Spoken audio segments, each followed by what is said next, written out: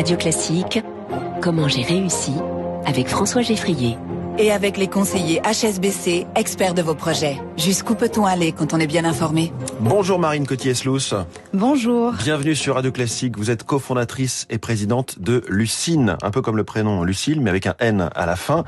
Vous avez reçu hier soir le prix Les Margarettes, organisé par la Journée de la Femme Digitale. D'abord, félicitations pour ce prix. La cérémonie avait lieu pour la première fois au sein du groupe Les Échos, Le Parisien, dont fait partie Radio Classique. Lucine développe des thérapies numériques. Qu'est-ce que c'est des thérapies numériques ? Alors les thérapies numériques, c'est tout simplement des logiciels qui sont capables d'agir sur un symptôme ou sur une maladie. Et on va utiliser plein de choses pour ça. Des fréquences, de la musique, des images, des thérapies cognitivo-comportementales. Après, ça va dépendre des types de produits. Mais donc ça allie quand même une partie logicielle sur laquelle vous travaillez et forcément quelque chose de physique, du hardware. Tout à fait, parce que pour pouvoir utiliser un logiciel, il faut bien avoir un support. Et donc ça peut passer par des casques de réalité virtuelle, ce qui est le cas pour nous, mais également par des applications mobiles, une tablette ou un ordinateur. Et donc, si on retrace un peu plus en détail le processus, vous agissez directement sur les neurotransmetteurs qui sont dans le cerveau ? Tout à fait. En fait, on s'est spécialisé dans la prise en charge de la douleur chronique. Et la douleur chronique, ça se situe dans le cerveau. Et donc, nous, on utilise des fréquences, des sons, des images, tout simplement, qui vont avoir une action sur ces neurotransmetteurs en les excitant ou les inhibant. Ça dépend. Donc, on garde un casque sur la tête un certain temps ? Exactement. Toute la nuit, 20 minutes. Oui, 20 minutes, du coup, de casque de réalité virtuelle dans lequel notre petit logiciel fait son travail. C'est une espèce de petit chimiste qui va appuyer sur les boutons de votre cerveau et soulager votre douleur. Mais là, ça paraît miraculeux. On se demande si vraiment ça marche. Vous avez fait des essais cliniques, il y a eu un travail de recherche derrière. Le principe d'une thérapie numérique, c'est qu'elle est homologuée comme un dispositif médical et qu'elle doit passer toutes les études cliniques équivalentes à celles d'un médicament. Et c'est ce que a fait Lucine. Alors, vous êtes spécialisé sur les douleurs chroniques, plus spécifiquement sur les douleurs pelvipérinéales féminines, un sujet à la fois majeur et insuffisamment traité jusqu'à présent par la science.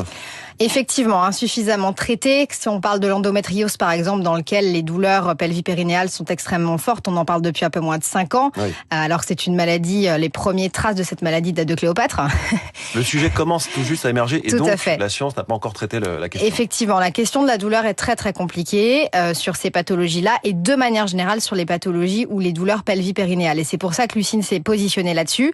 Et l'autre élément aussi, c'est qu'il y a une véritable stigmatisation de ces typologies de douleurs. On parle encore, vous voyez, de précarité menstruelle il y a quelques instants.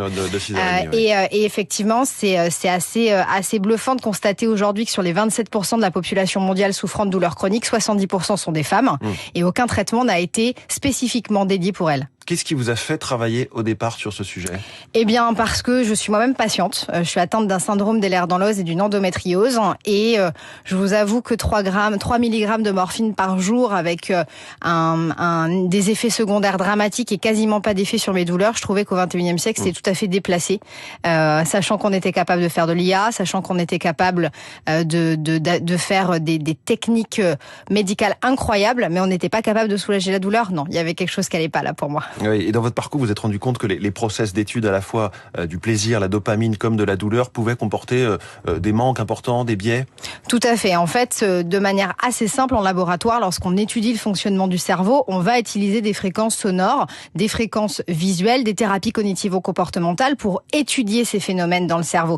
Et mon idée a été extrêmement simple, c'est pourquoi ne pas sortir les éléments de la science fondamentale pour les mettre dans un produit. Et vous avez fait donc des années d'études en neurosciences ? Notamment. Alors, je vous avoue que je suis un peu une boulimique de l'université. Vous avez beaucoup de diplômes. Hein. Oui, tout à fait. Droit, sciences politiques, anthropologie, sociologie, psychologie, neurosciences. Bref, voilà, j'aimais beaucoup étudier, mais maintenant, j'avoue que depuis 6 ans, quand même, je suis sur l'entreprise. Il s'agit de gagner un peu d'argent au bout d'un moment.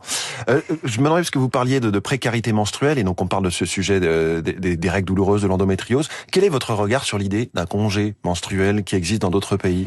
Alors, c'est extrêmement compliqué parce que d'un côté, on se dit que ça permet de parler de ce sujet sur la place publique, ça permet d'arrêter que ce sujet soit tabou. Aujourd'hui, en France, c'est encore pour 50% de la population française un sujet tabou de parler des règles. C'est une question de génération ou pas seulement ? Non, c'est pas qu'une question de génération, c'est à la fois une question de culture et c'est une question d'anthropologie pour le coup, où les règles ont toujours quelque part été tabous dans nos sociétés.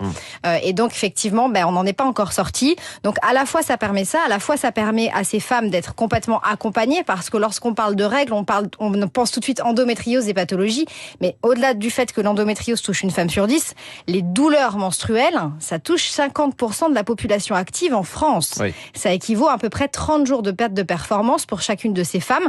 Donc on voit tout de suite le lien entre égalité salariale et égalité dans la santé. Donc ça, c'est une vraie avancée. Mais de l'autre côté, qu'est-ce qui va empêcher une surstigmatisation pour un patron qui dirait, bah là, j'ai une femme qui se présente et à la fois, je vais avoir un congé menstruel tous les mois et en plus des bébés. Oui. Ça fait un peu beaucoup en termes de risque. Le gros job à faire surtout, c'est accompagner les entreprises à prendre conscience que 52% de la population mondiale sont des femmes qui rentrent dans les entreprises et qui offrent une performance économique. Et c'est ça où, pour moi, pour que le congé menstruel fonctionne, il faut accompagner les entrepreneurs, les dirigeants, les RH à comprendre que les femmes, c'est un pouvoir économique de demain. Et là, on voit dans cette démonstration que vous venez de faire, l'intrication de vos différents diplômes, effectivement. Vous travaillez justement en lien avec des entreprises. Tout à fait. Justement pour ces questions-là. L'objectif, c'est de démocratiser cette question de la santé des femmes à travers des formations. Alors, on utilise des choses assez sympas, comme des simulateurs de douleurs de règles. Ça permet tout de suite de se rendre compte à quoi ça ressemble d'avoir des crampes tous les mois.